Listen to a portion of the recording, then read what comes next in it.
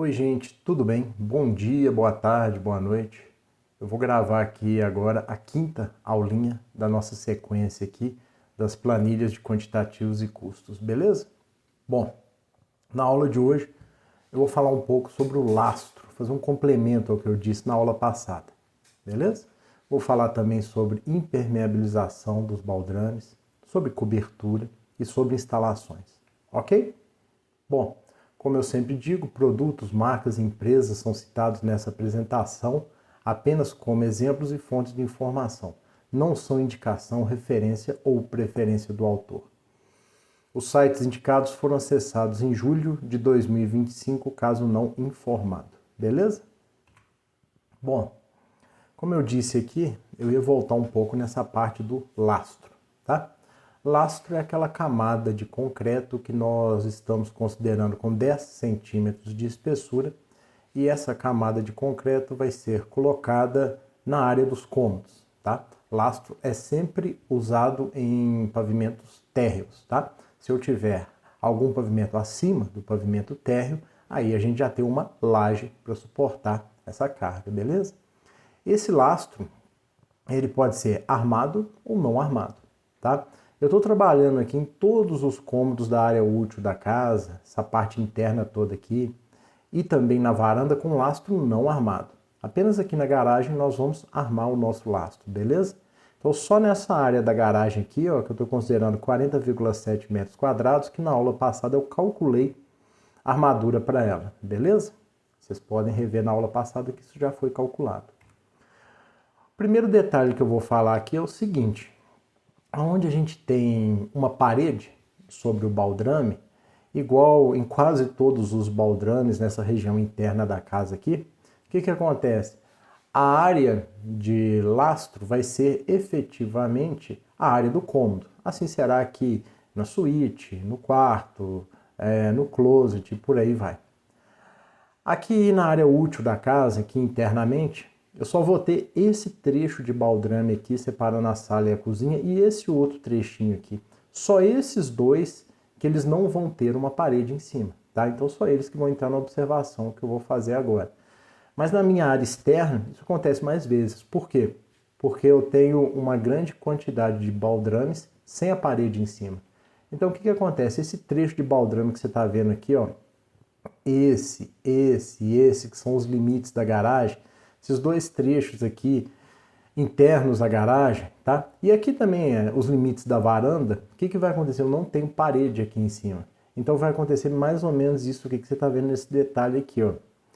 Eu vou ter a área que eu considerei da garagem aqui, 40,7 metros quadrados, ela tem uma parte dessa área efetivamente não vai ser usada para a construção do lastro, tá? Você pode ver nessa figura aqui que a gente tem o quê?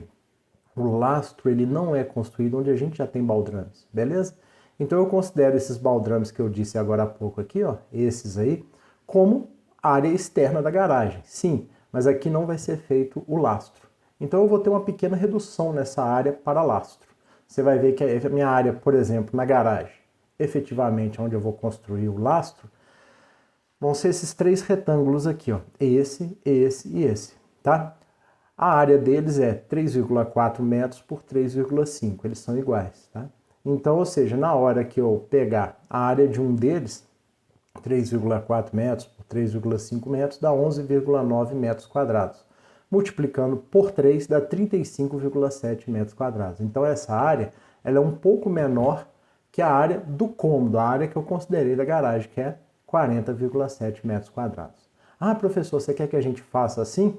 Olha, eu vou aceitar uma aproximação, tá? De você considerar essa área da garagem aqui como a área para se fazer o lastro. Agora, se você quiser fazer com esse nível um pouco avançado aí de precisão, pode ficar à vontade, vai ser ótimo também, beleza?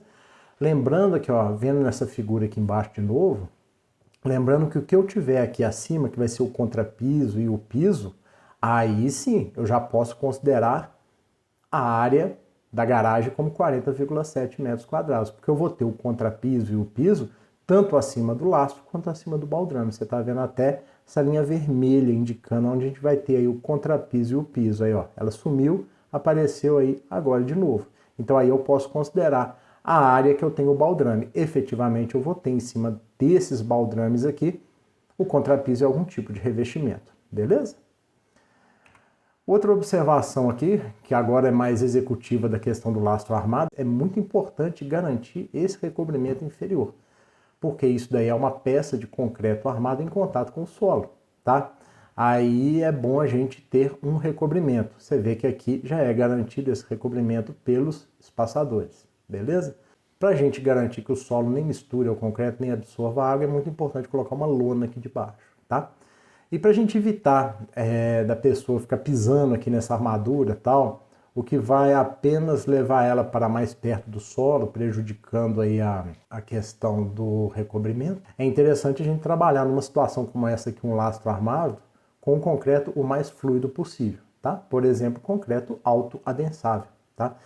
Agora eu vou falar um pouco da impermeabilização, tá? São vários tipos de impermeabilização que podem ter na nossa casa, tá? Para você ver mais detalhes construtivos sobre isso, recomendo que você dê uma olhada aí nos 2 vídeos de impermeabilização que está aí no meu canal, tá? Lá eu detalho vários outros tipos de impermeabilização. Aqui nós vamos fazer a impermeabilização por uma pintura superficial à base asfáltica nos baldrames, beleza? Então você vai ver aqui, ó, que eu até coloquei essa figura aqui, que daqui eu tive o que? Os baldrames que foram lançados na casa, beleza? Você vê que o total desse comprimento aqui, eu já tinha calculado numa aula anterior, é 116,5 metros, tá? Presta atenção nesse valor aqui, 116,5. Por que ele vai ser importante para nós? Porque esse trabalho que a gente vai fazer aqui, ó, que é a impermeabilização do baldrame por uma pintura à base asfáltica, nós vamos fazer ela no baldrame, vai ser uma pintura aqui na face superior e nas 2 faces laterais, beleza?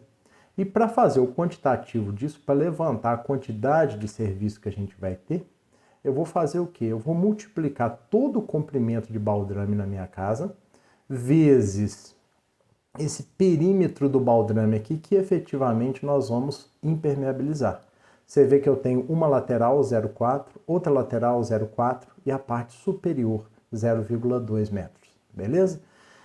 Então a gente vai ter aqui impermeabilização dos baldrames igual 116,5 metros vezes o perímetro dele que eu vou impermeabilizar, que é 0,4 mais 0,4 mais 0,2 metros, vezes 1,1, que é o 10%. Isso aqui vai me dar 128,2 metros quadrados, beleza? Outra questão que nós vamos conversar aqui nessa aula vai ser a cobertura, tá? Aqui você está vendo o nosso projeto. Desde a primeira aula a gente está trabalhando com ele aí, explorando muita coisa dele, beleza? Agora a gente vai ver a nossa questão aqui da cobertura. Eu vou considerar que eu vou lançar aqui essa cobertura com um beiral de meio metro. Ou seja, você vê essa linha tracejada em vermelho aqui. Eu fiz o quê? Eu afastei todas as laterais da casa em meio metro, tá? Você vai reparar, por exemplo, o seguinte. Essa minha cota aqui, ó, é 11,30, 11 metros e 30. Era a cota do projeto arquitetônico. Aí, quando eu estou considerando aqui essa medida da minha cobertura, virou 12,30. Ah, mas por que o 11,30, professor, virou 12,30? Porque é meio de beiral para um lado e meio de beiral para o outro. Então eu somei 1 metro, beleza? Então você vai fazer o seguinte, você vai pegar seu projeto arquitetônico e você vai fazer essa questão aqui, que é o lançamento dos beirais, que é o lançamento dos limites da cobertura. Ah, professor, e nós não vamos fazer o projeto aqui da nossa cobertura, não? Olha, aqui eu não vou fazer não, mas vocês muitas vezes me perguntam isso na hora da aula e a gente acaba trocando uma ideia sobre isso daí, beleza? Mas o principal aqui, que eu quero que vocês prestem atenção, é essa questão dos limites da cobertura. Por que eu estou focando nos limites? É exatamente pelo seguinte, a partir desses limites aqui, eu vou ter uma área interna. E é essa área que você está vendo aí agora, que ela nos dará um custo para execução dessa cobertura, beleza? Então você vê aqui, eu faço uma similaridade dessa minha área com um retângulo, tá?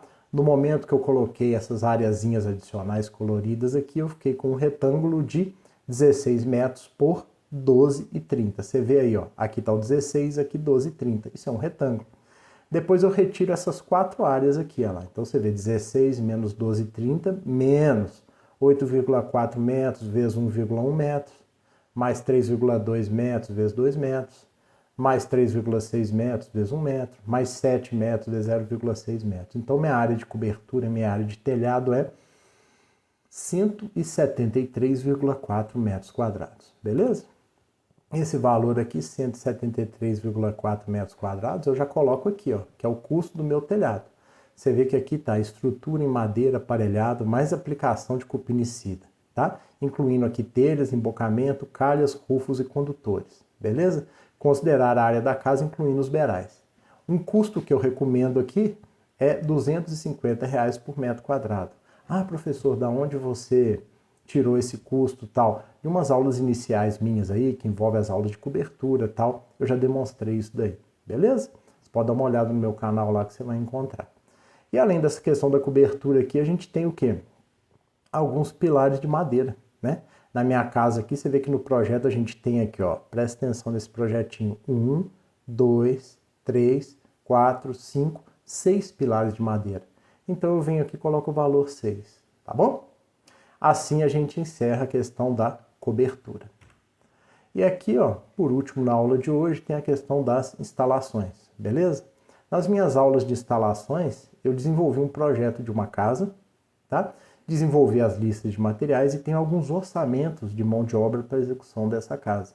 Então, a partir desse meu modelo aqui, eu tenho uma estimativa de que de R$ 140 por metro quadrado para instalação elétrica e R$ 140 por metro quadrado para instalações hidrossanitárias, beleza? Quem quiser pode dar uma olhada nesses vídeos aí que está tudo detalhado. Não é o projeto exatamente dessa casa que eu estou fazendo, mas a partir de um custo por metro quadrado eu estou trazendo esse valor para cá, uma estimativa. Não é assim que é feito na prática. Na prática a gente tem que ter o projeto da casa. Aí a partir dele a gente faz o orçamento de mão de obra. A partir dele a gente vai tirar listas de material para quê? Para a gente orçar isso aí nas lojas, nos fornecedores e tal, tá? Só que como aqui a gente não tem, né, condições de pegar um projeto de cada um de vocês e fazer o projeto elétrico e hidrossanitário para cada um dos projetos, eu faço essa estimativa. Mas qualquer dúvida que você tiver, você pode ir, né? No meu canal aqui tem essas aulas aqui que tem uma explicação aí legalzinha, beleza? Ô, gente, eu agradeço aí a atenção, muito obrigado, tal.